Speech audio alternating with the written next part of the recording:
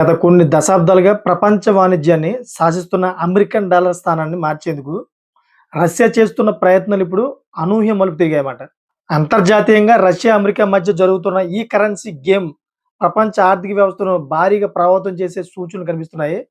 ఎందుకంటే ఈ తాజా పరిణామాలు కొన్ని మీడియా సంస్థల కథనాల ప్రకారం రష్యా, అమెరికా డాలర్లలో వ్యాపారం సాగిస్తుందనే వార్తలొస్తున్నాయి. ఇది అమల్లోకి వస్తే అంతర్జాతీయంగా భారత్‌పై ఎలాంటి ప్రభావం పడనుందో మనం ఒకసారి తెలుసుకుంటే మీరు కంపల్సరీ షాక్ గురవుతారు. 2022 రష్యా, ఉక్రెయిన్ యుద్ధం ప్రారంభమైన తర్వాత పశ్చిమ దేశాలు రష్యాను షిఫ్ట్ బ్యాంకింగ్ వ్యవస్థ నుంచి బహిష్కరించాయి. దేశంతో రష్యా తన చమురు అదేవిధంగా గ్యాస్ వ్యాపారాలను డాలర్లకు బదులు రూబుల్స్, యూనాన్ రూపాయల్లోకి మార్చింది అప్పట్లో. అయితే అది 2026 ప్రారంభంలో వచ్చిన కొన్ని రిపోర్ట్‌ల ప్రకారం రష్యా తిరిగి అమెరికన్ డాలర్ ఆధారిత చెల్లింపుల వ్యవస్థలోకి రావడానికి మళ్ళీ ఆసక్తి చూపిస్తుందంట. ఇలా ఆసక్తి చూపించడానికి ప్రధానమైన కారణాలేంటంటే, అమెరికాలో ట్రంప్ మరోసారి అధ్యక్షుడయ్యాక ట్రంప్ అడ్మినిస్ట్రేషన్ రష్యాతో ఆర్థిక సంబంధాలను పునరుద్ధరించే దిశగా అయితే చర్యలు, మార్పులు జరుగుతోందంట. ఇంధన రంగాలు అదేవిధంగా ఖనిజాల వ్యాపారంలో తిరిగి డాలర్‌ను అనువదించడం ద్వారా ఆంక్షల నుంచి ఉపశమనం పొందాలని రష్యా భావిస్తోంది. చైనా అదేవిధంగా యువాన్ లేదా ఇతర కరెన్సీల కంటే డాలర్ ప్రపంచవ్యాప్తంగా అత్యధిక ఆమోదం కలిగి ఉండడం రష్యాకు అంతర్జాతీయ మార్కెట్‌లో లావాదేవీలను సులభతరం చేస్తుంది. ఇది కూడా రష్యా డాలర్‌లో వ్యాపారం కొనసాగించాలనుకోవడానికి ఒక కారణంగా ఉందన్నమాట.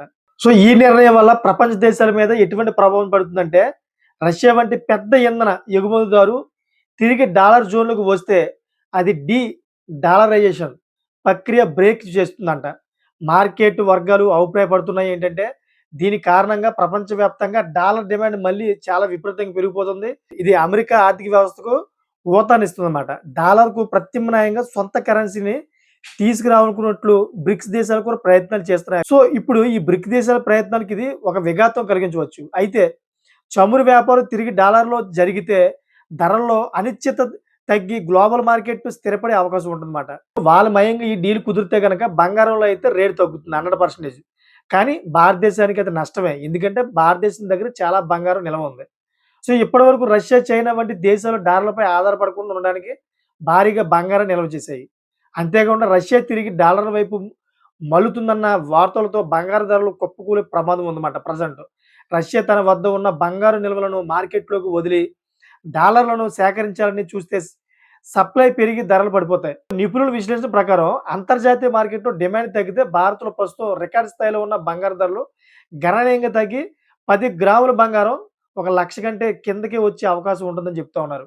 మొత్తానికి రష్యా, అమెరికా డీల్ వల్ల భారతదేశానికి ఎటువంటి ముప్పు ఉంటుందంటే, ఈ మధ్య మారుతున్న ఆర్థిక సమీకరణాల భారతదేశంపై మిశ్రమ ప్రభావాన్ని చూపే అవకాశం ఉంది.